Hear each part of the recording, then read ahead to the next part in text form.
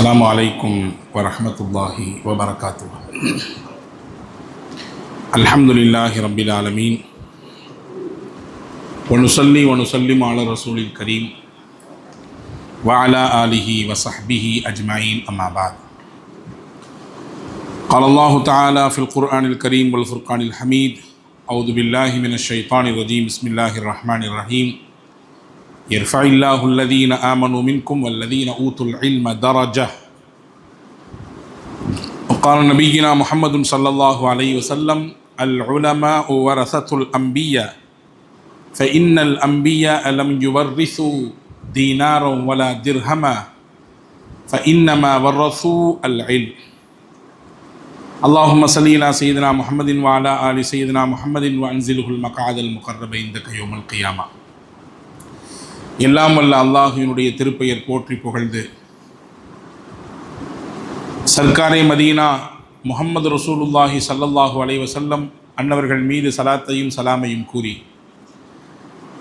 அன்னாரின் வழியில் வாழ்ந்து கொண்டிருக்கிற நம் எல்லோருக்கும், அவர்கள் வழியை பின்பற்றி வாழ்ந்த நல்லோர்கள், பெரியோர்கள், நாதாக்கள், சுகதாக்கள், நபித்தோழர்கள் யாவருக்கும் எல்லாம் வல்ல அல்லாஹினுடைய பேரருளும் பெருங்கருணையும் என்றும் கிடைத்து கொண்டே இருக்கட்டுமாக. ரப்புல் ஆலமீன் அல்லாஹ் நம்முடைய பாவங்களை, தவறுகளை மன்னித்து அவனுக்கு பிடித்தமான நல்லடியார்கள் கூட்டத்திலே சேர்த்து கொள்வானாக. வாழும் காலம் ஆரோக்கியத்தையும் சுகமான வாழ்வையும் மனநிறைவான வாழ்வையும் நமக்கும் நம் குடும்பத்தினர்களுக்கும் அல்லாஹ் தருவானாக. மருத்துவ பெருஞ்செலவுகள், அதன் துயரங்கள், துன்பங்களை விட்டு நம்மையும் நம் சந்ததிகளையும் அல்லாஹ் காத்து ரட்சிப்பானாக. அல்லாஹுவின் ஆலயம் காபாவையும், அண்ணல் பெருமானார் ஸல்லல்லாஹு அலைஹி வஸல்லம் அவர்களுடைய புனிதமான ரவுதாவையும், புனித பைத்துல் முகத்தஸையும் மீண்டும் மீண்டும் ஹஜ்ஜுக்கும் உம்ராவிற்கும் ஜியாராவிற்கும் சென்று வருகிற நசீபை பெற்றவர்களாக அல்லாஹ் நம் யாவரையும் ஆக்கி அருள் புரிவானாக. கலிமா தௌஹீத் லா இலாஹ இல்லல்லாஹ் முஹம்மது ரசூலுல்லாஹ் என்ற கலிமாவை வாழ்வின் கடைசி வார்த்தையாக ஆக்கி அல்லாஹுவின் திருப்பொருத்தத்தோடு இந்த உலகத்தை விட்டு மரணிப்பதற்கு உங்களுக்கும் எனக்கும் எல்லா மக்களுக்கும் அல்லாஹ் தௌஃபீக் செய்வானாக. ஆமீன் யா ரப்பல் ஆலமீன். கண்ணியத்திற்கும் இருந்த மரியாதைக்குரிய பெரியோர்களே, பாசத்திற்குரிய மூமின்களே, ஷாபான் மாதத்தினுடைய இறுதி பகுதி பெரும்பாலும் தமிழகத்தில் மார்க்க கல்வி கூடங்களாக மார்க்க கல்வியை படித்த அறிஞர்களை இறக்குமதி செய்யக்கூடிய மதரசாக்கள், அதனுடைய கல்வி ஆண்டின் இறுதி பகுதி இது. நீங்கள் பார்த்திருக்கலாம், பல ஊர்களில் நடக்கக்கூடிய அந்த மார்க்க கல்விக்கூடத்தினுடைய பட்டமளிப்பு பெருவிழாக்கள் நடந்து வருவதை நாம் பார்த்து வருகிறோம். இந்த சூழலிலே மார்க்க கல்வியும் அதை கற்றவர்கள், குர்ஆனுடைய கல்வியும் அந்த குர்ஆனை கற்றவர்கள், குர்ஆனை மனனம் செய்தவர்கள், அவர்களை பற்றி குர்ஆனும் ஹதீஸும் என்ன சொல்கிறது? சற்றேறக்குறைய சமீப காலமாக அதற்கு அதிகமாக சமூகம் கவனம் கொடுக்காததனுடைய விளைவு என்ன மாதிரியான சமூகத்திலே பின்னடைவை ஏற்படுத்தியிருக்கிறது என்பது குறித்தான சில விஷயங்களை இந்த ஜும்மாவிலே நாம் பார்க்க இருக்கிறோம். அல் குர்ஆனிலே வல்ல அல்லாஹ் ஒரு வசனத்திலே சொல்லுகிறான்: வமா கானல் முஃமினூன லியன்ஃபிரு காஃபா ஃபலௌலா நஃபர மின் குல்லி ஃபிர்கத்தின் மின்ஹும் தாயிஃபத்துன் லியதஃபக்கஹு ஃபித்தீன் வலியுன்திரு கௌமஹும் இதா ரஜஉ இலைஹிம் லஅல்லஹும் யஹ்தரூன். ஒட்டுமொத்தமாக எல்லாரும் சேர்ந்து போர்க்களத்திற்கு சென்று விட வேண்டாம். உங்களில் ஒரு கூட்டம் மார்க்க கல்வியை சிறப்பாக, தரமாக கற்றுத்தேரவும், கற்றுத்தேறியவர்கள் திரும்ப மறுபடியும் அவர்கள் ஊருக்கு வரக்கூடிய மக்களுக்கு இறைவன் எடுத்து வைத்திருக்கக்கூடிய எச்சரிக்கைகளை, கட்டளைகளை அவர்கள் அச்சமூட்டி எச்சரிக்கை செய்யட்டும் என்று அல்லாஹ் உத்தரவிடுகிறான். இதுதான் அடிப்படையான வசனம்.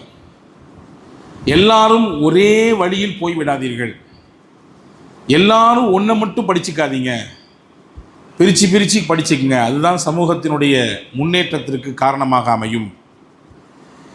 தீனுடைய ஆழமான கல்வியை படிப்பதற்கு ஒரு கூட்டம் இருக்க வேண்டும், அதை அவர்கள் பரப்புரை செய்ய வேண்டும், அதை மக்களுக்கு அவர்கள் எடுத்து வைக்க வேண்டும்.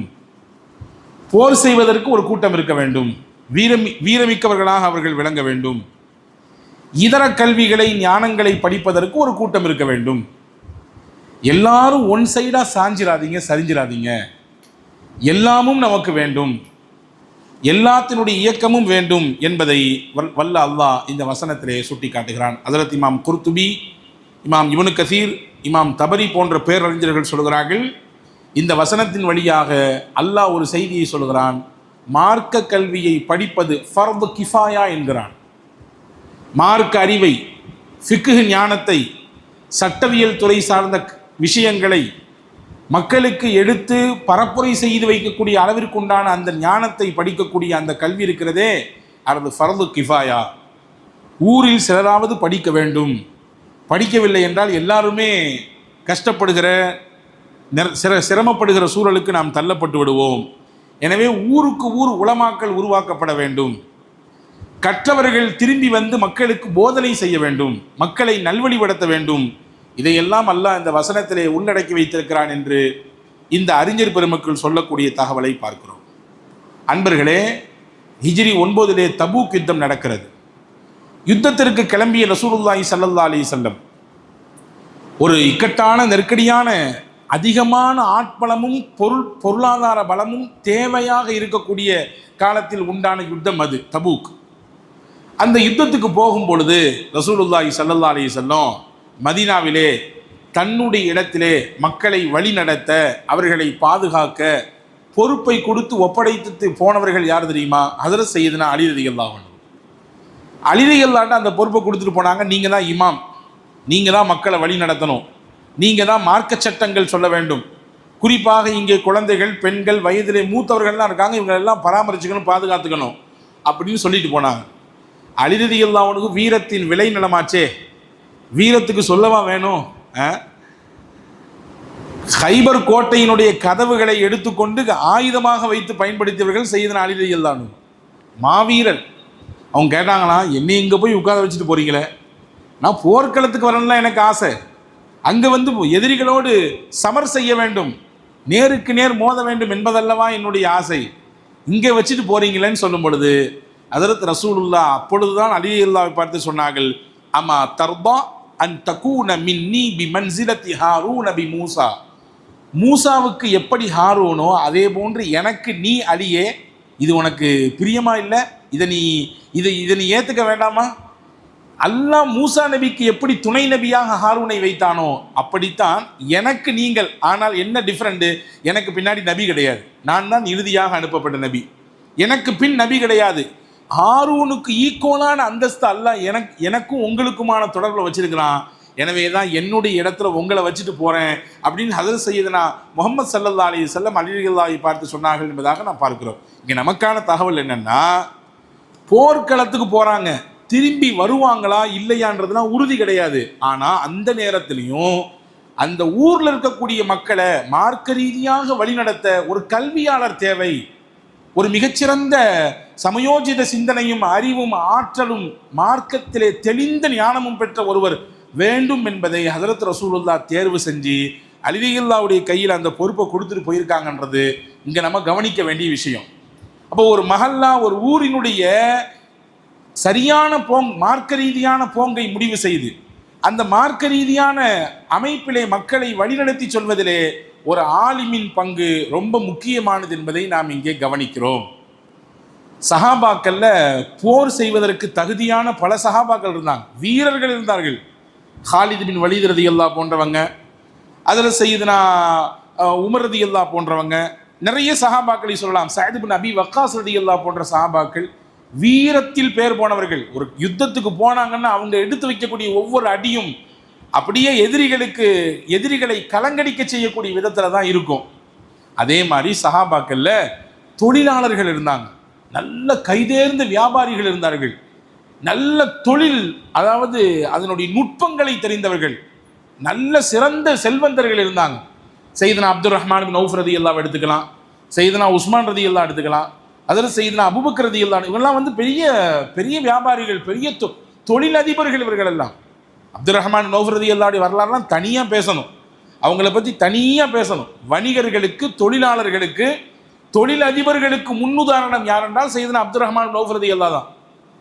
செல்வந்தர்கள்லாம் இருந்தாங்க. அதே மாதிரி தான் சஹாபாக்கள்ல ஒரு டீமு குர்ஆனை மனப்பாடம் பண்ண ஹாஃபிதுகள் இருந்தார்கள். சஹாபாக்கள்ல ஒரு டீமு அதர் சையதுனா அப்துல்லாஹ் இப்னு அப்பாஸ் ரலியல்லாஹு போன்று, அதர் சையதுனா அப்துல்லாஹ் இப்னு உமர் ரலியல்லாஹு போன்று, அதர் சையதுனா அப்துல்லாஹ் இப்னு மஸ்ஊத் ரலியல்லாஹு போன்று. அதே மாதிரி சஹாபாக்கள்ல ஆலிம்கள் இருந்தார்கள். மார்க்கம் கற்றறிந்த, குர்ஆன் இறங்க இறங்க அதற்கு விளக்கம் சொல்லுகிற அளவிற்கு ஆற்றல் மிக்க சஹாபாக்கள் இருந்தாங்க. சையதுனா இப்னு மஸ்ஊத் ரலியல்லாஹு அன்ஹு அதில் ரொம்ப முக்கியமானவங்க, உமர் ரலியல்லாஹு அன்ஹு முக்கியமானவர்கள், ஹஜ்ரத் அலி ரலியல்லாஹு அன்ஹு அதிலே முக்கியமானவர்கள். அதே மாதிரி சஹாபாக்கள் முஃப்திகள் இருந்தார்கள், மார்க்க ஃபத்துவா கொடுக்கக்கூடியவங்க. ஒரு ஆலிமாகி விட்டால் அவரால் ஃபத்துவா தர முடியுமா என்றால் முடியாது. அதற்கென்று தனியாக அதனுடைய ஞானத்தை அவர் உள்வாங்கியிருக்க வேண்டும். முஃப்திகள் சஹாபாக்கள் இருந்தாங்க. சையதுனா முஆத் இப்னு ஜபல் ரலியல்லாஹு அன்ஹு ரசூலுல்லாஹ் சொன்னாங்க, என்னுடைய இந்த மார்க்கத்திலே ஹலால் ஹராமை பற்றி ரொம்ப தெளிவாக தெரிந்தவர் ஹஜ்ரத் முஆத் இப்னு ஜபல் என்று ரசூலுல்லாஹ் சொன்னாங்க. அலி ரலியல்லாஹு பார்த்து சொல்லும் பொழுது சொன்னார்கள், மார்க்க ஞானமும் இருக்கிறது, சொல்ல போனால் கல்வியின் பெட்டகமே அவர்தான், கல்வியின் தலைவாசலை அவர்தான். ஹஜ்ரத் அலி ரலியல்லாஹு பார்த்து சொன்னார்கள்.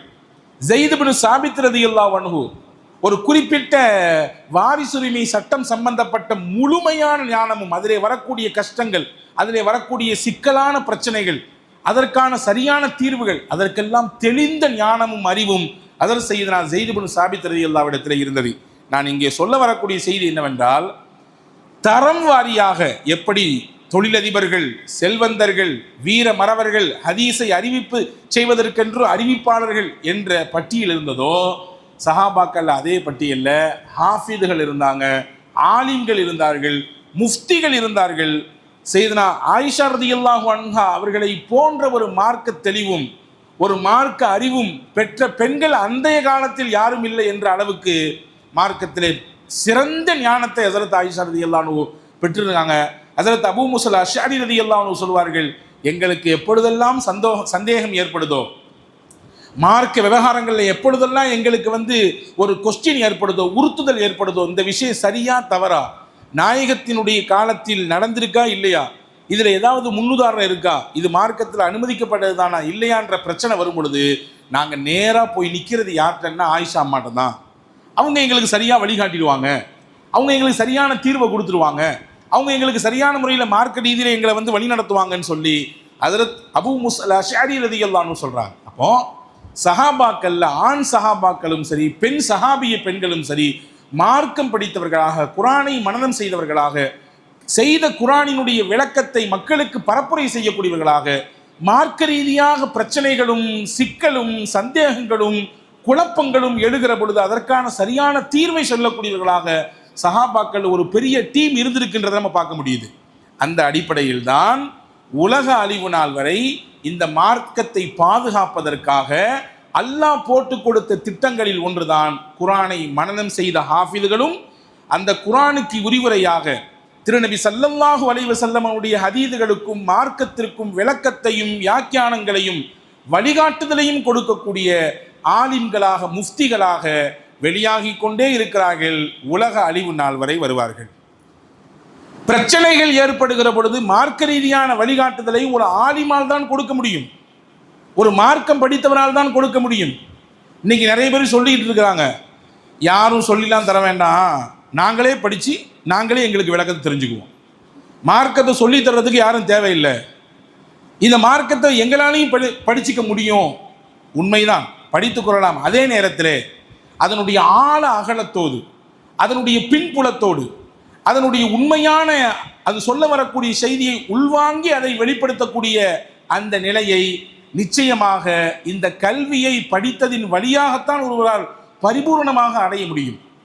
யாருமே சொல்கிற உலகத்தில் மருத்துவ சம்பந்தப்பட்ட எத்தனையோ புத்தகங்கள் இருக்குது, அந்த புத்தகத்தை பார்த்துட்றேன், நான் படிச்சிடுறேன், இன்னிலிருந்து நானும் டாக்டர் தான், நான் பட்டம்லாம் வாங்கலை, ஆனால் நான் புக்கு படிச்சுட்டேன், மெடிக்கல் சம்பந்தப்பட்ட மொத்த தியரியும் படித்தாச்சு, எல்லாத்தையும் படித்து பார்த்தாச்சு, நான் இனிமேல் நான் வைத்தியம் செய்வேன் என்று யாராவது சொன்னால் நம்ம யாரும் ஏற்றுக்கிறது இல்லை.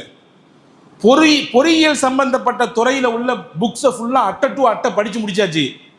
நான் போய் காலேஜ்லாம் தனியாலாம் படிக்கலை, அதுக்குன்னு பட்டங்கிட்டலாம் எதுவும் வாங்கலை, ஆனால் படிச்சுட்டேன், நான் எனக்கும் வீடு கட்ட தெரியும் அல்லது எனக்கும் இது சார்ந்த விஷயத்தில் விளக்கம் சொல்ல தெரியும் என்று சொன்னால் பெரும்பாலும் நாம் யாரும் அதை ஏற்றுக்கொள்வதில்லை. சயின்டிஸ்ட் சம்பந்தப்பட்ட விஞ்ஞானத்துறை சம்பந்தப்பட்ட படிப்புலாம் எதுவும் படிக்கல, அது சம்பந்தப்பட்ட எந்த பட்டயமும் வாங்கலை. ஆனால் நான் நிறைய சயின்டிஸ்ட்டை பார்த்துருக்கேன், அவங்க சொல்கிறத கேட்டிருக்கேன், அவங்க எழுதி வைத்த அந்த வசனங்களை வார்த்தைகளை எல்லாம் படிச்சிருக்கேன். நானும் சயின்டிஸ்ட் தான் என்று சொன்னால் யாரும் ஏற்றுக்கொள்வதில்லை. ஆனால் இதையெல்லாம் ஏற்றுக்கொள்ளாதவர்கள் மார்க்க விவகாரங்களில் மட்டும் நான் கூகுளை பார்த்து படித்துக் கொள்கிறேன், எனக்கு இது போதுமானது, நானும் மார்க்கம் தெரிந்தவர் தான், நான் தமிழ் புத்தகங்களை பார்த்து தெரிந்து கொண்டேன், நான் ஆங்கில நூல்களை பார்த்து வாசித்துக் கொண்டேன், நான் இந்த மொழியின் சார்ந்த நூல்களை பார்த்து வாசித்து விட்டேன், எனக்கும் தெரியும் மார்க்கம், நானும் மார்க்கம் பேசுவேன், அல்லது நானும் மார்க்கத்தினுடைய ஞானம் பெற்றவர் தான், அறிஞரானவர் தான் என்று சொல்லுவதை அதிகமாக சமீபத்திலே கேள்விப்பட முடிகிறது. அன்பர்களே, நான் ஆரம்பத்தில் சொன்னதை போன்று ஒரு மார்க்கத்தை அதனுடைய ஆழ அகலத்தோடு அதனுடைய பின்புலத்தோடு அறிஞர்களுக்கு முன்னால் மண்டியிட்டு அமர்ந்து அவர்கள் படித்து வரக்கூடிய அந்த ஞானத்தின் வழியாக நிச்சயமாக பெரும் பெரும் பிரச்சனைகளை நம் முன்னோர்கள் இந்த தளத்திலே பயணித்த ஆலிம் பெருமக்கள் தீர்த்திருக்கிறார்கள் என்பதை நாம் பார்க்கிறோம். அபு ஹனீஃபா ரஹ்மத்துல்லாஹி அலைஹி மிகச்சிறந்த கல்வியாளர், மிகச்சிறந்த மாமேதை. அவங்க காலத்தில் ஒருத்தர் இருந்தாராமா, அவருக்கு என்னமோ தெரில உஸ்மான் ரதியாவை பிடிக்கவே பிடிக்காது. உஸ்மான் ரதியல்லாவை பார்த்து எப்போதுமே அவர் யூதர்னு சொல்லிட்டு இருப்பார். உஸ்மான் ரதியல்லா யார்? நாயகத்தினுடைய மருமகன், யூதர்னு சொல்லிட்டு இருந்திருந்தார். இது அப்படியே காத்தா வந்து அபு ஹனீஃபா ரஹ்மத்துல்லாஹுடைய காதில் பட்டுச்சு. நேர ட்ரீட்மெண்ட் கொடுக்கணுமே, சரியான அறிவு சார்ந்த ட்ரீட்மெண்ட், அதுக்கு எதை கொண்டு அடித்தா சரியாக அதுக்கு வைத்தியம் கொடுக்க முடியுமோ அதை கொண்டு அடிக்கணும். அபு ஹனீஃபா ரஹ்மத்துல்லாஹ் இப்போ இவர் தேவையற்ற வாதத்தை, தேவையற்ற குழப்பத்தை சமுதாயத்தில் பண்ணிட்டு இருக்கிறார். ஒரு மகத்தான சஹாபியை பார்த்து யூதர் என்று ஒரு பரப்புரை செய்து கொண்டிருக்கார், அது முற்றிலும் பொய்யானது. அவருக்கு புரிய வைக்கணும். இமாம் அபு ஹனீஃபா ரஹ்மத்துல்லாஹ் நேராக போனாங்க, அவர்கிட்ட சந்திச்சாங்க. நல்லா இருக்கீங்களா? நல்லா இருக்கு. சரி, உங்களுக்கு பொண்ணு இருக்குல்ல ஒன்று அப்படின்னாங்க. ஆமாம், எனக்கு ஒரு பொண்ணு இருக்குது. சரி, நான் அந்த பொண்ணுக்கு ஒரு மாப்பிள்ளை கொண்டு வந்திருக்கேன், நீங்கள் ஏற்றுக்குவீங்களான்னு கேட்டாங்க. நீங்கள் இமாம், எவ்வளோ பெரிய இமாம், நீங்கள் சொன்னால் கண்டிப்பாக நான் என் பிள்ளைக்கு நான் அந்த மாப்பிள்ளையை நான் ஏற்றுக்குவேன். நான் கொண்டு வந்திருக்கக்கூடிய மாப்பிள்ளை இருக்கார நல்ல மனிதர். அப்படியா? சந்தோஷம். குரானை அதிகமாக ஓதக்கூடியவர். ரொம்ப சந்தோஷம். குரானை ஓதும் பொழுதே அழுவார், அவர் தாடிலாம் நினைஞ்சு போயிடும். ரொம்ப சந்தோஷம். பெரிய கொடையாளர், அள்ளி அள்ளி ஏழைகளுக்கு கொடுப்பார். மாஷா அல்லாஹ், ரொம்ப சந்தோஷம். மிகச்சிறந்த அறிவாளி, நாணமும் வெக்கமும் மிக்கவர், எதையும் எடுத்தெறிஞ்சு பேசிட மாட்டார், ரொம்ப நாணப்படுவார், ரொம்ப வெக்கத்திற்கு அடையாளமாக இருக்கக்கூடிய மனிதர். போதும் இவ்வளவு சிறப்பு தன்மைகள் இருக்கக்கூடிய மனிதரிடத்தில் இபாதத்தும் நல்ல அமலும் நல்ல சிறந்த குணமும் இருக்கக்கூடிய இந்த மனிதரை நான் மாப்பிள்ளையாக பெறுவது, என்னுடைய பெண்ணுக்கு கணவராக தேர்வு செய்வது உள்ளபடியே பெரிய பாக்கியம்தான். நீங்கள் சொல்லுங்கள், நான் முடிச்சிடுறேன் அந்த பையனை என் பொண்ணுக்கு அப்படின்னு சொன்ன உடனே இமாம் அபு ஹனீஃபா சொன்னாங்க, ஒரு நிமிஷம் நான் சொல்ல மறந்துட்டேன், ஒரே விஷயம், இதெல்லாம் இருந்தாலும் அவர் ஒரு யூதர் அப்படின்னாரு. அவர் ஒரு யூதர் அப்படின்னார். அந்த இருந்த மனிதருக்கு கோபமான தலைக்கு மேலே ஏறிடுச்சு. என்னது, ஒரு முஸ்லீமான குடும்பத்தில் பிறந்த ஒரு பிள்ளைய நான் யூதனுக்கு கொடுப்பனாக்கும்? என் பரம்பரை என்ன, என்னுடைய வம்சம் என்ன, நான் ஒரு இஸ்லாமிய பாரம்பரியத்தில் வந்தவன், நான் எப்படி என் பிள்ளை யூதருக்கு கொடுப்பேன்? என்ன நினைத்து கொண்டு என்னிடத்துல நீங்கள் இப்படி கேட்குறீங்க அப்படின்னு சொல்லி பேசினார் பாருங்க. உடனே பிடிச்சாங்க, மடக்கி பிடிச்சாங்க ஹஜ்ரத் இமாம் அபு ஹனீஃபா ரஹ்மத்துல்லாஹ். ஏங்க, நீங்கள் உங்கள் பிள்ளைய இவ்வளவு சிறப்பு தன்மைகள் இருந்த பொழுதிலும் கூட ஒரு யூதருக்கு கொடுக்க மாட்டேன்னு மறுக்கிறீங்க. முகமது ரசூலுல்லாஹ் எப்படி நீங்கள் சொல்கிற மாதிரி உங்கள் வாதத்தின் அடிப்படையிலே உஸ்மான் யூதராக இருந்தால் எப்படி முகமது ரசூலுல்லாஹ் 2 பிள்ளையை நிக்கா செஞ்சு கொடுத்துருப்பாங்கன்னு கேட்டாங்க. உஸ்மான் ரலியல்லாஹு 2 ரசூலுல்லாஹ்வுடைய 2 பிள்ளையை மனம் செய்தவர்கள். ஒரு பெண்ணுக்கு பிறகு அடுத்து அவங்களுடைய வஃபாத்துக்கு பின்னாடி இன்னொரு பெண்மணியை, இன்னொரு மகளை பெருமானார் ஸல்லல்லாஹு அலைஹி வஸல்லம் அவர்கள் நிக்கா செஞ்சு கொடுத்தாங்க. அப்போ இதை கேட்ட உடனே அவர் புரிந்து கொண்டார், தன்னுடைய தவறை உணர்ந்தார். அந்த வாதத்திலிருந்து, அந்த பொய்யான கற்பிதத்திலிருந்து அவர் மீண்டு வந்தார் என்பதாக நாம் பார்க்கிறோம். ஒரு சரியான மார்க்க அறிஞரால் தான் சரியான முறையிலே, தெளிவான முறையிலே குழப்பங்களும் பிரச்சனைகளும் ஏற்படுகிற பொழுது வழிகாட்ட முடியும் என்பதற்கு இது மிகச்சிறந்த சான்று. இன்னைக்கு தமிழகம் முழுக்க மதரசாக்கள் இருக்குது இல்லையா? மதரசாக்கள் என்பது மார்க்க கல்விக்கூடம். தமிழகம் முழுவதும் நூற்றுக்கணக்கான கல்வி கலாசாலைகள் இருக்கிறது, ஆயிரக்கணக்கான மாணவர்கள் படிக்கிறார்கள். இதற்கு மூலவித்தாக, இதற்கெல்லாம் ஒரு தாயாக இருப்பது தான் நாங்கள் படித்த வேலூர் அல்பாக்கியாத்து சாலிஹாத். அந்த மதரசா கிட்டத்தட்ட ஏறத்தாழ 180 ஆண்டுகளுக்கு மேலாக 200 ஆண்டை நோக்கி நகர்ந்து கொண்டிருக்குது. அதனுடைய நிறுவனர் ஷாஹ் அல்லாமா அப்துல் வஹாபுல் காதிரி ஆலா ஹஸரத் என்று சொல்வார்கள். அவங்க மார்க்கத்தை படிச்சுட்டு வந்து படித்தது நமக்குள்ளே நிற்கக்கூடாது, மக்கள்கிட்ட போய் சொல்லணுமே சொல்லி ஊர் ஊராக போகிறாங்க, பயணப்படுறாங்க. ஊர் ஊராக போய் அங்கே நடந்த அனாச்சாரங்களை, மார்க்கத்தில் இல்லாத விஷயங்களை எல்லாம் களைகிறாங்க. உண்மையான மார்க்கம் எதுன்னு சொல்லி தர்றாங்க, சத்தியமான வழி எதுன்றதை மக்களுக்கு விளக்கி கொடுக்குறாங்க. ஊர் ஊராக பயணிச்சாங்க. எந்த எதிர்பார்ப்பும் கிடையாது, எந்த உலகாதாய தேவைகளும் முன்னிறுத்தி கிடையாது. தான் படித்தது மக்களுக்கு பயனாக இருக்கணும், மக்கள்கிட்ட போய் இது சேரணும் என்பது தான் அவர்களுடைய பரப்புரையின் முக்கிய நோக்கம். இப்படியே போய்கிட்டு இருக்கும்போது தான் ஒரு ஊரில் ஒருத்தர் சொல்கிறாரு, நீங்கள் எத்தனை நாள் தான் இப்படி போய்கிட்டே இருப்பீங்க? உங்களுக்குன்னு ஒரு ஆயுசு இருக்குல்ல, உங்கள் ஆயுளுடைய முடிவு இருக்குல்ல. நீங்கள் பரப்புரை செய்கிறீங்க, நீங்கள் அழகாக பயான் செய்கிறீங்க, மக்களுக்கெல்லாம் அப்படி உள்ளத்தை ஈர்க்கக்கூடிய விதத்தில் இருக்குது. தவறு எது, உண்மை எது, பொய் எதுன்றதை வேறுதிரிச்சு காமிக்கிறீங்க. மக்கள் எல்லாம் சரியான பாதைக்கு திரும்புகிறாங்க. இது எத்தனை நாள் தான் நீடிக்கும்? உங்களுக்கும் ஒரு நாள் இருக்குல்ல முடிவு. அதனால் நீங்கள் இத்தோட விட்டுறாதீங்க, உங்களை மாதிரி ஆட்களை உருவாக்குங்க. உங்களை மாதிரி ஒரு ஃபேக்ட்ரி மாதிரி நீங்கள் என்ன செய்யுங்க, உருவாக்கி கொடுங்க, சமுதாயத்துக்கு கொடுங்க. உங்களை மாதிரி மார்க்கம் படித்தவங்க, உங்களை மாதிரி மார்க்கத்தை தெரிஞ்சவங்க, உங்களை மாதிரி மக்களுக்கு எடுத்து வைக்கக்கூடியவங்க, மக்களுக்கு மார்க்கத்தை பரப்புரை செய்யக்கூடியவங்க, சத்தியத்தையும் அசத்தியத்தையும் வேறுதிரித்து காட்டக்கூடியவங்க நீங்கள் உருவாக்குங்க என்று சொன்னார். அப்படித்தான் அவர்கள் தன்னுடைய வீட்டு திண்ணையிலே வைத்து உருவாக்கினார்கள். அல்லாஹு அக்பர். ஆயிரக்கணக்கில் உலகம் முழுவதும் அங்கே பயின்ற மாணவர்கள் இன்றைக்கு உலகம் முழுக்க பயணித்திருக்கிறார்கள். சொல்லப்போனால் உண்மையிலேயே அங்கே படித்தவர்கள் வலிமார்களாக, இறைநேசர்களாக மாறியிருக்கிறார்கள் என்பதை நாம் இங்கே கவனத்தில் கொள்ள வேண்டும். நான் எதுக்கு சொல்கிறேன்னா, நம்மள ஒரு புரிதல் இருக்குது. ஆலிம் என்றால் 5 வேளை தொழுவப்பா இருப்பா, பள்ளிவாசலே கிடப்பார், அப்படிதான் அப்படின்னு விளங்கி வச்சுருக்கோம். ஆனால் அதையும் தாண்டி ஆலிம் என்பவர் யார், நாம் என்ன புரிஞ்சு வச்சுருக்கோம்? ஒரு மார்க்க கடமையை நிறைவேற்றுவதற்கான ஒரு வழிகாட்டியாக முன்னால் நின்று அவர் அல்லாஹ் அக்பர் சொன்னால் நாமும் சொல்கிறோம், அவர் குனிஞ்சா நாமும் குடிக்கிறோம், அவர் தலையை கொண்டு சஜிதால வச்சா நாமும் வைக்கிறோம், அம்பிடுத்தான், அதோட முடிஞ்சு போச்சு. இது போக நம்ம வீட்டில் ஏதாவது நல்லது கெட்டது சமுதாயம் விளங்கி வச்சிருக்குது. நம்ம வீட்டில் ஏதாவது நல்லது கெட்டது அப்படின்னா அவர் வரணும், ஒரு துவாவை ஓதணும், அவருக்கான நம்மளால் முடிஞ்சதை கொடுக்கணும், அம்பிடுத்தேன். அன்பர்களே, ஆலிம் என்பவர்கள் இந்த பார்வையில் நீங்கள் விளங்கி வைத்திருந்தால் சத்தியம் இது தவறானது. நீங்கள் முதலில் இதை எரைசரை கொண்டு நன்றாக அழித்தெடுத்து விடுங்கள். ஒரு ஆலிம் என்பவர் வெறுமின்ன 5 வக்தை தொலை வைக்கக்கூடியவர் மட்டும் அல்ல. ஒரு மார்க்க அறிஞர் என்பவர் வெறுமின்ன உங்களுடைய வீட்டு நிகழ்ச்சிகளிலே, சுப நிகழ்ச்சிகளிலே வெறுமின்ன நின்று ஒரு பரக்கத்திற்காக வேறு துவா மட்டும் செய்யக்கூடியவர் அல்ல. அதையும் தாண்டி ஒரு ஊருக்கு, ஒரு சமூகத்திற்கான மார்க்க ரீதியான வழிகாட்டுதலை தரக்கூடியவர் ஒரு ஆலிம். சமூகத்தில் ஏற்படக்கூடிய பிரச்சனைகளின் சமயத்திலே யாருடைய பழிச்சொல்லையும் இந்த காதில் வாங்கி மனதில் இருத்தி கொள்ளாமல் இந்த காதின் வழியாக விட்டுவிட்டு தன் மார்க்க கடமையில் மட்டும் குறிக்கோளாக இருக்கக்கூடியவர். தான் இருக்கிற ஊரில் அந்த ஊரும் அந்த மஹல்லாவும் தனக்கு அந்நியப்பட்ட இடமாக இருந்தாலும், தான் பிறக்காத இடமாக இருந்தாலும், தனக்கு வேறு ஒரு கண்டமாக இருந்தாலும், அந்த பகுதியில் வாழக்கூடியவர்கள் மார்க்க நெறியோடு, மார்க்க விழுமியங்களை பேணி வாழ வேண்டும் என்ற அக்கறையோடு பணியாற்றக்கூடியவர் தான் ஆலிம். அந்த நேர காலகட்டங்களிலே வரக்கூடிய எதிர்ப்புகளையும் கஷ்டங்களையும் தாங்கிக் கொண்டு சகித்து கொண்டு தொடர்ச்சியாக இறைவனின் திருப்திக்காக வேண்டி பயணம் செய்யக்கூடியவர் தான் ஆலிம் என்பதை நாம் இங்கே கவனத்தில் கொள்ள வேண்டும். அல்லாஹ் சும்மா ஒன்று எல்லாத்தையும் எடுத்துடல, அல்லாஹ் தேர்வு செஞ்சு தூக்குறான். இந்த மார்க்கத்துக்கு கடமையாற்றவங்க யாருன்றத அல்லாஹ் தேர்வு செய்து சூஸ் பண்றான். குர்ஆன் சொல்லுகிறது, சும்மா ஊரத்னல் கிதாபல்லதீன ஸ்தஃபைனா மின் இபாதினா.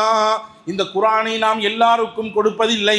நாம் யாரை விருப்பப்படுகிறோமோ, நாம் யாரை தேர்வு செய்கிறோமோ அவர்களுக்கு மட்டுமே இந்த குர்ஆனினுடைய ஞானத்தையும் விளக்கத்தையும் அறிவையும் ஆற்றலையும் கொடுக்கிறோம். நம்ம நினைச்சா படிச்சிடலாம், நம்ம நினைச்சா நாடுகளுக்கு போயிடலாம், நம்ம நினைச்சா எந்த பிஸ்னஸையும் ஆரம்பிச்சிடலாம், நம்ம நினைச்சா எந்த இடத்துலையும் போய் கால் பதிச்சிடலாம். திறமையும் ஆளுமையும் அது சார்ந்த உண்டான ஞானமும் இருந்தால் போதுமானது. ஆனால் மார்க்க அறிவும் இந்த ஞானமும் குர்ஆனின் விளக்கமும் கிடைக்க வேண்டும் என்றால் நாம் நினைத்தால் மட்டும் பத்தாது, அல்லாஹும் நினைக்க வேண்டும்.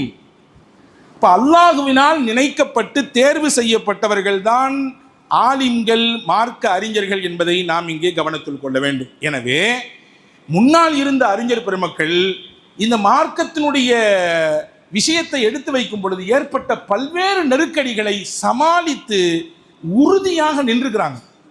இன்னைக்கு 4 இமாம்களை பற்றி பேசுகிறோமா இல்லையா? இமாம் அபு ஹனீஃபா, இமாம் ஷாஃபி, இமாம் ஹம்பலி, இமாம் மாலிக்கின்னு பேசுகிறோமே. ஒவ்வொருவருடைய வாழ்க்கைக்கு பின்னால் போய் பார்த்தால் 1000 படிப்பனைகளும் பாடங்களும் இருக்குது. அஹமது பின் ஹம்பல் ரஹ்மத்துல்லாஹ் மிகச்சிறந்த அறிஞர். 10 லட்சம் ஹதீஸை மனப்பாடம் பண்ணியிருந்தாருங்க. இன்னைக்கு நமக்கு 10 ஹதீஸை மனப்பாடம் பண்ணி மனசில் வச்சுக்க முடியல. 10 லட்சம் ஹதீஸுகளை மனப்பாடம் செய்தவர் இமாம் அஹமது பின் ஹம்பல் ரஹ்மத்துல்லாஹ். அவங்க காலகட்டத்தில் ஒரு பிரச்சனை ஏற்படுது. ஹல்குல் குரான், குரானு அல்லாஹ்வினால் படைக்கப்பட்டது அப்படின்னு சொல்லணும். உலகத்தில் எத்தனையோ பொருட்கள் அல்லாஹ்வினால் படைக்கப்பட்டது. அல்லாஹ் ஹாலிக்கு, படைக்கப்பட்ட பொருட்கள் எல்லாம் மஹ்லூக்குன்னு சொல்லுவாங்க அரபியில். மஹ்லூக் என்றால் அதை சிருஷ்டிச்சவன் வேற ஒருத்தன், அல்லாஹுவினால் உண்டாக்கப்பட்டது இல்லையா? இப்போ அந்த ஊரில் ஒரு பிரச்சனை ஏற்படுது. அஹமது பின் ஹம்பல் ரஹ்மத்துல்லாஹ் வாழக்கூடிய ஊரில் குரானை பார்த்து மஹ்லூக்குன்னு சொல்லுங்க, அல்லாஹ்வினால் படைக்கப்பட்டது தான் குரானு. அது எப்படி சொல்ல முடியும்? அல்லாஹ்வுடைய வார்த்தை எப்படி வந்து படைக்கப்பட்டதாக இருக்கும்? அல்லாஹ் எப்படி ஹாலிக்கோ படைக்கக்கூடியவனோ அவனுடைய வார்த்தையும் அவனுக்கு சொந்தமாக தானே இருக்கும். அது எப்படி படைக்கப்பட்டதாக இருக்கும்? அஹமது பின் ஹம்பல் ரஹ்மத்துல்லாஹ் சொல்லவே மாட்டேன், நான் சொல்ல மாட்டேன். இதை சொல்லணும், உங்களுக்கு அதை தரோம் இதை தரோம் ஆசை வார்த்தை இல்லை, மாட்டேன். நீங்கள் சொல்லா கட்டி உங்களுக்கு பனிஷ்மெண்ட் கிடைக்கும், தண்டனை கொடுப்போம், சிறையில் கொண்டு போய் அடிப்போம், சித்திரவதை பண்ணுவோம், நொடிச்சு போடுவோம் உங்கள் முதுகெலும்பெல்லாம். என்ன கொடுத்தாலும் சரி நான் சொல்ல மாட்டேன். ஏன்னா நான் படித்ததுக்கு ஆப்போசிட்டானது இது, நான் படித்ததுக்கு எதிரானது. நான் எப்படி சொல்ல முடியும்? நான் ஒன்று படிச்சிருக்கேன், நீ சொல்லக்கூடாது, நீ சொல்லுன்னு சொல்கிற, நான் எப்படி சொல்லுவேன்? நான் படித்தது தான் சொல்லுவேன். வட்டி ஹராமுங்க. ஒருத்தர் வட்டி வாங்குறதே பிஸ்னஸாக வச்சுருக்காரு. ஆனால் வட்டியை பற்றி நீங்கள் பேசாதீங்க தயவு செஞ்சு, அதை மட்டும் தொடாதீங்க, ஏன்னா அதுதான் நம்மளுடைய பொழப்பு அப்படின்னு சொன்னார்னா நான் எப்படி பேசாமல் இருக்க முடியும்? இது ஹராம்னா ஹராம்னு பேசத்தான் செய்யணும். இது மார்க்கம் தடை செஞ்சிருக்கா, தடை செஞ்சு பேசத்தான் செய்யணும். பேசாமல் இருக்கிறது தான் தப்பு. அஹமது பின் ஹம்பல் ரஹ்மத்துல்லாஹ் சொன்னாங்க, கண்டிப்பாக நான் மகளுக்குன்னு சொல்ல மாட்டேன். ஏங்க, வீட்டு சிறையில் அடைக்கப்பட்டார், சிறை கம்பிகளுக்கு பின்னால் போய் அவர் தனிமையிலே வைக்கப்பட்டார், பாடம் நடத்தக்கூடாது என்று தடை செய்யப்பட்டது, வீதியில் நடமாடக்கூடாதுன்னு தடுத்தாங்க. நீங்கள் சொன்னால் நம்புவீங்களான்னு தெரியல, இந்த பிரச்சனைகளோடு சிறைவாசம் மட்டும் கிட்டத்தட்ட 18 வருஷம் சிறையில் இருந்து அவர் அடித்த அடியில் முதுகு தொழிலாம் அப்படி உறிஞ்சி கீழே விழுமா, முதுகினுடைய சதைகள் எல்லாம் அப்படி பிஞ்சு கீழே விழும். நம்மள நிறைய பேர் இமாம்னா, நான் ஆரம்பத்தில் சொன்னல தலப்பா கட்டியிருப்பாரு, ஒரு பெரிய ஜிப்பா போட்டிருப்பாரு அவர், அப்படி நினைங்க. ஆனால் இமாம்கள் எப்படி இருந்திருக்காங்க? சத்தியத்திற்காக வேண்டி தங்களையே கொடுப்பதற்கும் தயார். மார்க்கத்திலேருந்து அணுகளும் பின்னாடி வரமாட்டேன், அவ்வளோதான், பார்த்துக்கு. இதுதான் ஒரு ஆலிம், இதுதான் ஒரு சிறந்த ஆலிமினுடைய ஒரு ஒரு ரோல் மாடல் என்பதை நான் உங்களுக்கு காட்டுகிறேன். அன்பர்களே, எனவே தான் சொல்லுகிறோம், மார்க்க அறிஞர்களிடத்திலே உங்களுக்கான மார்க்க விவகாரங்களிலே நீங்கள் சந்தேகங்கள் ஏற்பட்டால் தேடிக்கொள்ளுங்கள், தெரிந்து கொள்ளுங்கள். இன்னைக்கு நம்ம என்ன தேடுறோம்? முதல்ல இமாம் கூகுளை தான் போய் பார்க்குறோம். பள்ளிவாசல் இமாம் பார்க்குறோமோ இல்லையோ, அவர்கிட்ட போய் ஏதாவது கேட்குறோமோ இல்லையோ, இமாம் கூகுள் என்ன சொல்கிறாங்க? இன்னைக்கு சாட் ஜிபிடி வந்துருச்சு, இன்னும் பிற எக்ஸட்ரா ஏஐனுடைய தொழில்நுட்பத்திலே எத்தனையோ விவகாரங்கள் வந்துருச்சு. அவங்கெல்லாம் என்ன சொல்கிறாங்களோ கேட்டுட்டு தான் ஒரு முடிவுக்கு வர. அதுக்கடுத்து லாஸ்ட்டாக வந்து இமாம் நினைப்போம், அவர் ஒன்று சொல்லுவார், இல்லை நான் அங்கே பார்த்தேன் அது வேறு மாதிரி இருந்துச்சு. அன்பான சகோதரர்களே, சாட் ஜிபிடியோ கூகுளோ என்ன அங்கே கொடுத்து வச்சுருக்கோ அதை தான் சொல்லும். சில நேரங்களில் மாற்றி சொல்லும். அது மாற்றி சொல்லுதா, உண்மையை சொல்லுதா, அல்லது சரியாக சொல்லுதான்றது நம்மளால் வந்து அங்கே உட்கார்ந்து ஆய்வு செய்ய முடியாது. ஆனால் மார்க்கம் படித்தவர்கள் நிச்சயமாக சூழலை அறிந்து சிச்சுவேஷன் என்னன்றதை பார்த்து தான் மார்க்க தீர்ப்பு சொல்லுவாங்க. பாருங்களேன், இப்னு அப்பாஸ் ரலியல்லாஹு ஒருத்தர் வர்றாருங்க. வந்தவர் கேட்டார், இந்த மாதிரி கொலை பண்ணால் நிரந்தரமாக அல்லாஹ் நரகம் தந்துருவானோ? கொலை செய்தால் அந்த குற்றத்திற்கு தண்டனை நிரந்தர நரகமா அப்படின்னு கேட்டார். கொஸ்டின் கேட்டார். சுற்றி மாணவர்கள்லாம் உட்காந்து. இப்னு அப்பாஸ் ரலியல்லாஹு மிகப்பெரிய சட்டமேதை, மிகப்பெரிய குரானினுடைய ஞானத்தையும் விளக்கத்தையும் பெற்றவங்க. இப்னு அப்பாஸ் சொன்னாங்க, ஆமாங்க, கொலை செஞ்சுட்டா நிரந்தர நரகம்தான். அப்படியா அப்படின்னு சொல்லிட்டு வேக வேகமாக போயிட்டார். மாணவர்கள்லாம் கேட்டாங்களா, நிரந்தர நரகன்றது குரானில் அல்லாஹ் யாருக்கு சொல்கிறான்? இறை மறுப்பாளர்களுக்கு, காஃபிர்களுக்கு மட்டும்தான் நிரந்தர நரகம் சொல்கிறான். ஹாலிதீன ஃபீஹா அபதா. குரானில் நீங்கள் இந்த வார்த்தையை தேடி பாருங்க. நிரந்தரமாக என்றென்றும் நரகத்தில் இருப்பாங்க. யாருங்க அவங்க? காஃபிர்கள், இறை மறுப்பாளர்கள். கொலை செஞ்சுட்டா பெரிய பாவம் தான், நரகம் உண்டு தான், தண்டனை உண்டு தான், ஆனால் நிரந்தரமாக கிடையாதுல்ல, நீங்கள் ஏன் இப்படி மாற்றி சொன்னீங்க சட்டத்தை அப்படின்னு கேட்டான். ஹஜ்ரத் இப்னு அப்பாஸ் ரலியல்லாஹு சொன்னாங்க, அவருடைய முகத்தில் கொலை வெறி தெரிஞ்சுது. அவர் முகத்தில் கொலை வெறி தெரிஞ்சுது. நீங்கள் வேணா பாருங்க, அவரை ஃபாலோ பண்ணி போங்க, நிச்சயமாக அந்த எண்ணத்தோடு தான் வந்திருப்பார். நிரந்தர நரகம் அப்படின்னு நான் சொன்ன உடனே அவருடைய அந்த நிலையிலிருந்து அவர் பின்வாங்கிட்டார். கொலை செய்யணும்னு ஏதோ நினச்சிட்டு வந்திருக்காரு போல தெரியுது. யார் மேலோ இருக்கக்கூடிய வன்மம், தீராத வெறி, பகை. நீங்கள் வேணா பாருங்கன்னா அதே மாதிரி பின்னாடி போனாங்க. அவரை போய் தேடி பார்த்தாங்க. உண்மையிலேயே அவருக்கும் இன்னொருத்தருக்கும் ஏற்கனவே ஒரு வாக்கியத்தகராறு வந்துருக்கு போல தெரியுது. அந்த பிரச்சனையில் ஆளை முடிச்சு கட்டணும், தீர்த்து கட்டணுன்ற எண்ணத்தில் தான் சட்டம் கேட்டு வந்திருக்காரு. நான் எதுக்கு சொல்ல வர்றேன்னா, இப்படியெல்லாம் ஆய்ந்து அறிந்து உங்களுக்கு கூகுள் பதில் சொல்லாது. இப்படியெல்லாம் அதனுடைய உள்ரங்கத்தையும் ஆழத்தையும் அகலத்தையும் பார்த்தெல்லாம் மற்ற செயற்கை நுண்ணறிவுகள் உங்களுக்கு பதிலை தராது. இப்படியான பதிலையும் இப்படியான தீர்வையும் ஒரு மார்க்க அறிஞரால் மட்டும்தான் உங்களுக்கு கொடுக்க முடியும். எனவே தான் நீங்கள் மார்க்க அறிஞர்களை உங்களுக்கு துணையாக ஆக்கிக் கொள்ளுங்கள் என்று நல்லவர்கள் சொல்கிறார்கள். இமாம் ஷாஃபி ரஹ்மத்துல்லாஹி பார்த்து அஹமது பின் ஹம்பல் ரஹ்மத்துல்லாஹி சொன்னாங்க, எனக்கு அவரை பார்த்தது நேமத்துங்க, எனக்கு அவர் கிடைச்சது நேமத். அவர் இல்லைன்னா நான் ஒன்றுமே தெரிஞ்சிருக்காது எனக்கு. இமாம் அஹமது ரஹ்மத்துல்லாஹி சொல்கிறாங்க, 10 லட்சம் ஹதீஸை மனப்பாடம் பண்ணவங்க சொல்கிறாங்க, இமாம் ஷாஃபியை பார்த்தனல்ல அதுதான் எனக்கு பெரிய அருள். அவரோட எனக்கு ஒரு சகவாசம் ஏற்பட்டுச்சு. இன்னைக்கு நான் ஒரு கல்வியாளராக இருக்கிறேன்னா அதுதாங்க காரணம். இமாம் ஷாஃபி சொன்னாங்க, மாலிக் இமாமினுடைய அந்த சபையில் போய் உட்கார்றதும் அவங்க கிளாஸை அட்டன் பண்ணுற வாய்ப்பும் கிடைச்சது என்னை ஒரு பேரறிஞராக மாற்றிருச்சுங்கன்னு. இப்போ நல்லோர்களின் சகவாசம், குறிப்பாக மார்க்க அறிஞர்களின் தொடர்பு இருக்குது, நம்மை நிச்சயமாக நல்ல நிலைக்கு மாற்றும். எனவே தான் நபிகள் நாயகம் ஸல்லல்லாஹு அலைஹி வஸல்லம் அவர்கள் எந்த சபையாக இருந்தாலும் குரானை மனனம் செய்திருந்தால் குரானை படித்தவரை முன்னாடி கூப்பிடுவாங்க. ஒரு சபை இருந்துச்சுன்னா அந்த சபையில் குரானை மனப்பாடம் செஞ்சு முன்னுரிமை கொடுப்பாங்க. முன்னாடி வாங்க, முன்னாடி ஏன் பின்னாடி உட்காந்துருக்கீங்க, இங்கே வாங்க, இங்கே வந்து உட்காருங்க. ஏற்றத்தாழ்வான கிடையாது, ஏற்றத்தாழ்வு கிடையாது. அது என்ன லாஸ்ட் வந்துட்டு அவர் லாஸ்ட்டாக வருவார் இமாம், அவரை கூட நாங்கள் முன்னாடி வைக்கணுமாக்கும் அப்படின்ற கேள்வி இல்லை. அவருக்கு கொடுக்கக்கூடிய மரியாதை அதை தாண்டி அவர் உள்ளத்தில் குரான் இருக்குது. அவர் உள்ளத்தில் குரானை ஏற்றி வச்சிருக்காரு. அதற்கு நபிகள் நாயகம் ஸல்லல்லாஹு அலைஹி வஸல்லம் கொடுத்த மரியாதை. இன்னமினி இஜ்லால் இல்ல, ரசூலுல்லாஹ் சொன்னாங்க, அல்லாஹ்வை கண்ணியப்படுத்துவதை சார்ந்தது தான் அல்லாஹ்வின் வேதத்தில் உள்ள தாங்கி வச்சிருக்காங்கல்ல, மனப்பாடம் பண்ணி வச்சிருக்காங்கல்ல, அவங்கள கண்ணியப்படுத்துறது, அவங்க மீது மரியாதையாக இருக்கிறது, அவங்க மேலே அன்போடு இருக்கிறது அல்லாஹ்வை கண்ணியப்படுத்துவதாக அர்த்தம் என்றார்கள் நபிகள் நாயகம் ஸல்லல்லாஹு அலைஹி வஸல்லம். எனவே அன்பான சகோதரர்களே, குரானை விளக்கத்தையும் மார்க்க ஞானங்களையும் படித்த ஆலிமாகட்டும், குரானை மனனம் செய்து உள்ளத்திலே வைத்து பாதுகாத்து வைத்திருக்கக்கூடிய ஹாஃபிதுகளாகட்டும், உள்ளபடியே சமூகத்திலே உயர்ந்த அந்தஸ்தில் இருக்கக்கூடியவர்கள் என்பதை நாம் கவனிக்க வேண்டும், உள்வாங்கிக் கொள்ள வேண்டும். உலக வாழ்க்கையில் வேண்டுமானாலும் அவர்கள் சில நேரங்களிலே பிற்பாடு நிற்கலாம், பின்னால் கொஞ்சம் இறங்கி இருக்கலாம். ஆனால் உள்ளபடியே ஆகிரத்தினுடைய விஷயத்திலே அல்லாஹ்வுடைய கவனத்தை பொறுத்தவரை அவர்களுக்கு உயர்ந்த மதிப்பு உண்டு. அப்படியான படிப்பை படிப்பதற்கான காலச்சூழல் சமூகத்தில் இன்னைக்கு கொஞ்சம் கொஞ்சமாக குறைஞ்சிக்கிட்டு வருது. நீங்கள் நல்லா புரிஞ்சுக்கங்க, நான் அதை படிச்சிருக்கேன்றதுக்காண்டி சொல்லலை, நான் ஒரு ஆலிம்ன்றதுக்காண்டி சொல்லலை, சமூக நலனோடு சொல்லுகிறேன். ஸ்பெயின் அழிக்கப்பட்டது. ஸ்பெயின் முஸ்லீம்கள் கைவசம் இருந்தது. தாரிக் பின் ஜியாத், ஸ்பெயின் வரலாறுலாம் நம்ம படிக்கணும். முஸ்லீம்கள் ஐரோப்பாவுக்குள்ளே ஸ்பெயின் வழியாகத்தான் போனாங்க. ஐரோப்பா இருண்ட காலத்தில் இருந்துச்சு. அந்த இருண்ட காலத்தில் இருந்த ஐரோப்பாவை ஒளிமயமாக மாற்றியது முஸ்லீம்கள் தான். அங்கே போன பின்னாடி தான் கிட்டத்தட்ட 800 ஆண்டுகள், எப்படி நம்முடைய இந்தியாவை முகலாயர்கள் ஆண்டார்கள் 100 கணக்கான ஆண்டு, அந்த மாதிரி 800 ஆண்டு ஸ்பெயினுக்குள்ளே இஸ்லாம் இருந்தது, வளமாக இருந்தது. நீங்கள் சொல்ல போனால், நீங்கள் கார்டூபா என்ற ஒரு நகரம் இருக்கிறது. அந்த கார்டூபா நகரத்திலிருந்து எழுதப்பட்ட ஒரு திருக்குரானுடைய விரிவுரை தான் தஃப்சீர் குர்துபி. உலக புகழ்பெற்ற தஃப்சீர் திருக்குரானுடைய விரிவுரை. நான் என்ன சொல்ல வர்றேன், ஸ்பெயினிலிருந்து இஸ்லாம் ஒரு கட்டத்தில் வெளியேற்றப்பட்டது. எந்த அளவுக்குன்னா, ஒரு முஸ்லீம் கூட ஸ்பெயினுக்குள்ளே இல்லை. ஒரு முஸ்லீம், அந்த அளவுக்கு தொடர்ச்சி எறியப்பட்டுச்சு. ஒரு முஸ்லீம் கூட இல்லை. கார்டூபா நகரத்திலிருந்து பெரும் பெரும் நூலகங்கள் இருந்துச்சுங்க. நீங்கள் சொன்ன ஆச்சரியப்படுவீங்க. அந்த நூலகங்கள் எல்லாம் எரித்து சாம்பலாக்கப்பட்டு அந்த நூல்களை கொண்டு போய் தண்ணீரிலே கரைத்தார்களாம்.